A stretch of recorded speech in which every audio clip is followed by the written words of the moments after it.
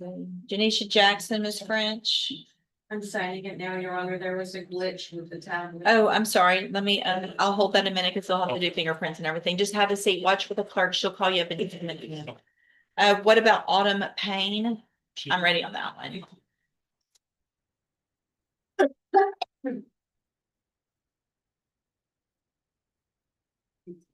Autumn Payne, come up, please. Morning, Judge. Good morning.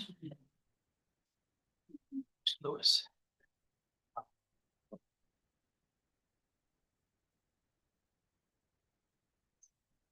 Good morning. Are you Autumn Payne? Yes, ma'am. And will your client waive the formal reading of the indictment? She did, Judge. Ms. Payne, in cause number 25, DCCR 1142, you're charged with a state jail felony offense of criminal mischief from July 19th of 2025. And how do you plead to that charge? Yes.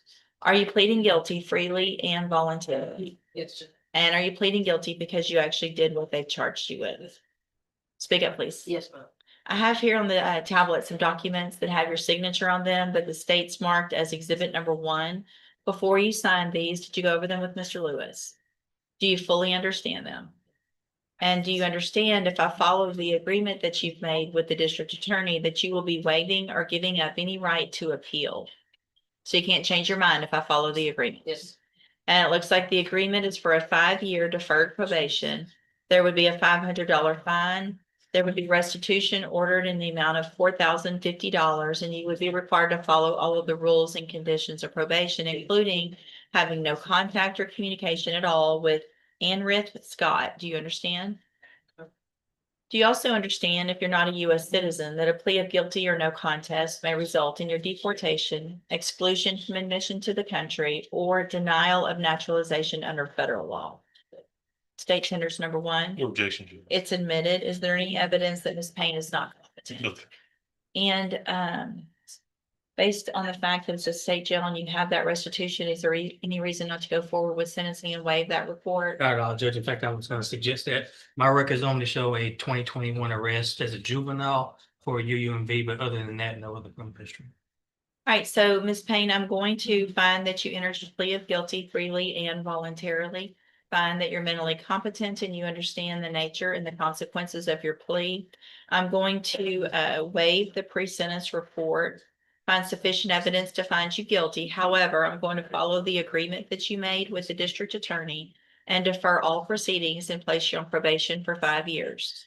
You are ordered to pay the $500 fine as well as restitution in the amount of $4,050, and to have obviously no contact or communication with Anrith Scott. If you do everything you're supposed to on this probation, follow all of the rules, and don't have any violations, pay that restitution, then this is an excellent opportunity, because you do not have a felony conviction on your record. A felony conviction on your record would change your life very negatively in lots of ways. And so this is a great opportunity. The other side of that opportunity, though, is if you violate any condition of probation, you can be brought back into court, you can be found guilty, so you would become a convicted felon, and you could go to the state jail prison for anywhere between 6 months and up to 2 years. Do you understand? Also, I want to make sure that the restitution is paid first before that fine, right? I'm handing you the trial court certification that shows this was an agreement that I followed, and so you've waived your right to appeal. And so if you'll just have a seat here in the courtroom, watch for probation to call you up to her desk. She's sitting right over there, and she's going to call you up when she's ready to go over your paperwork. Okay. All right, good luck to you. Thank you. Thanks. You have Jason Weinberg. Good morning. You're Jason Weinberg. Yes. Weinberg. Those are those type of gym pants is not appropriate for court. He's a jump. They're not? Oh, they're slacks, Coach. Okay. All right, good. All right. So will your client waive the formal reading of the indictment? He does. Find you.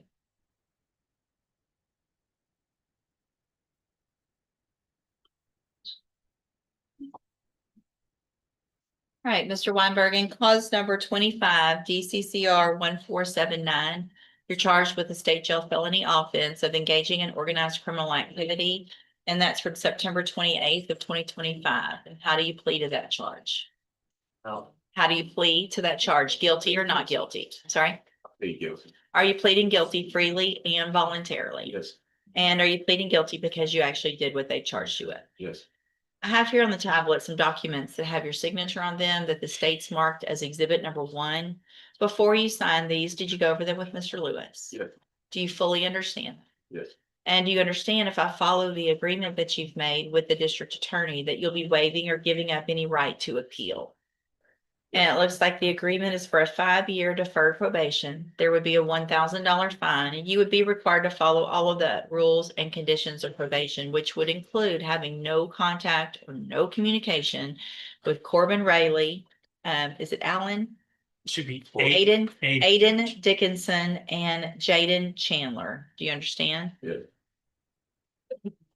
Do you also understand, if you're not a US citizen, that a plea of guilty or no contest may result in your deportation, exclusion from admission to the country, denial of naturalization under federal law? yes. State tenders number 1, No objection, Judge. it's admitted. Is there any evidence that Mr. Weinberg's not competent? No, Judge. I think just based on the nature of this office, I'd like to get a pre-sentence report just to see what potential conditions what might need, because based on the age and the nature of the offense. So, Mr. Weinberg, I'm going to find that you entered your plea of guilty freely and voluntarily. Find that you're mentally competent and understand the nature and the consequences of your plea. Find sufficient evidence to find you guilty. However, I'm going to reset your case for sentencing so that the probation department can do a pre-sentence report. That'll give me more information about you and your case, and then we'll come back later for sentencing. You need to stop and talk to probation on your way out of the courtroom today, and she's sitting at that desk right over there. Yeah. All right, we'll see you back at sentencing. Thank you.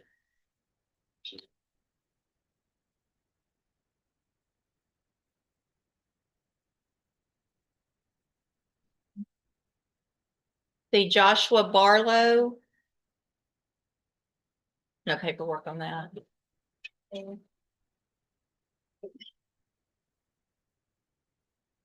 Good morning, sir. Are you Joshua Barlow?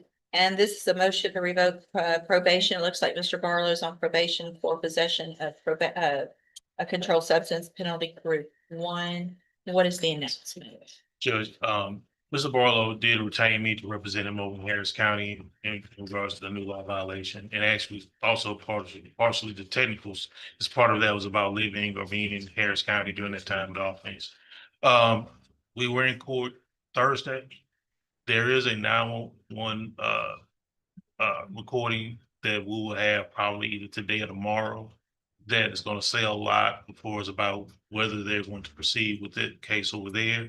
And also, honestly, if they're going to file new charges against the complainant. As well as, I think that will also give us a lot of insight into the technical violation of his residence at the time, Okay. because of the information that would have been given in transit over the video. So I'm just asking for a short time so we can listen to that. Okay. that. And as far as everything going okay right now on Yeah, probation? sure. Okay, all right, so we'll just do a normal reset so you can get all that information, get it to Ms. Malfino, and then we'll see where we are on that next court date. Judge, in light of the violation alleged in count 6, which is the positive UA on March 4th of 25 and April 8th of 25 for marijuana. He does not currently have a drug patch. I'm assuming from Officer Kitchens that he has no UA violations during the pendency. I gave him a drug test, 310 this month, anticipating this court appearance, and he tested negative. Okay. Obviously, if there's any issues, just let me know, or we can get that drug patch ordered real quickly if we need to. All right. And Judge, also, Mr. Barlow did let me know that he does have he sent me over confirmation. He has a job interview tomorrow at 10:30. Okay. So we just wanted to make sure you all have that because he is, of course, on restrictions with the GPS monitoring. Okay, just send that over in Okay. a memo if you would, so that I know, make sure you talk to probation so they know where you're going as well. Okay? All right, Okay, thank you.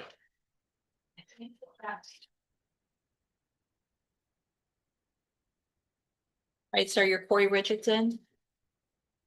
And will your client waive the formal reading of the indictment? We do, Your Honor.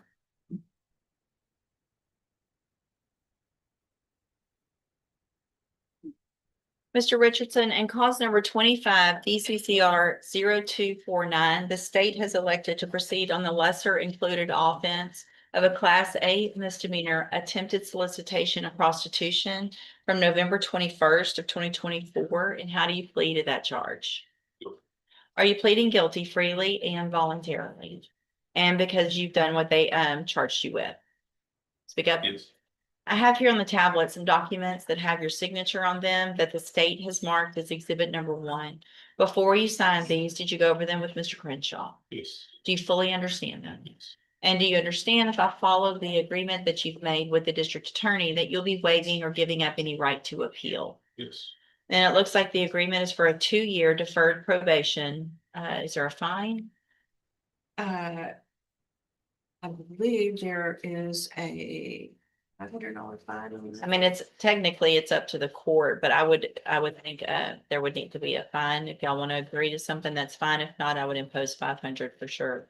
500's fine, Judge. So there would be a $500 fine, and you would be required to follow all of the rules and conditions of probation. Is that your understanding of your agreement? Yes. And are you a US citizen? Yes. State tenders number 1. Yes, Your Honor. No objection. It's admitted. Is there any evidence that Mr. Richardson is not competent? No, Your Honor. All right, sir, I'm going to find that you entered your plea of guilty freely and voluntarily to the lesser offense of Class A misdemeanor attempted solicitation of prostitution.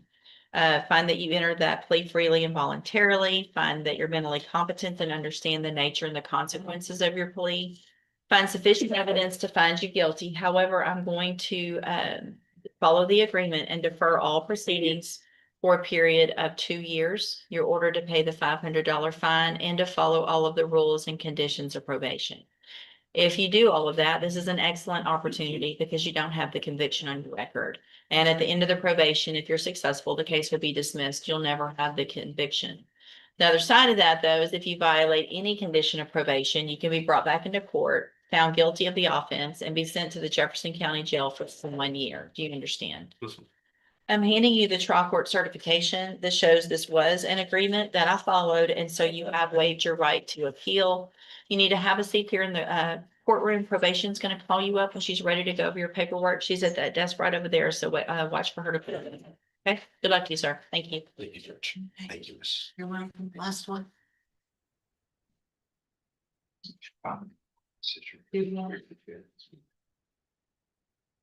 I think that's every active case I have. Well, you need to get some more. Yeah. To go back to work. Thank y'all. Have a great day. It's stayed forward at 8:15 this morning. She's giving me an announcement. She can't get it, but you'll have it.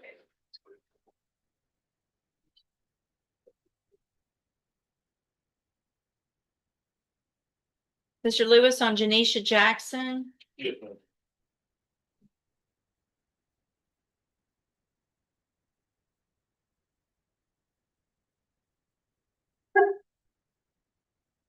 Hi, ma'am, you're Janisha Jackson. Yes, ma'am. And will your client waive the formal reading of the indictment? She does.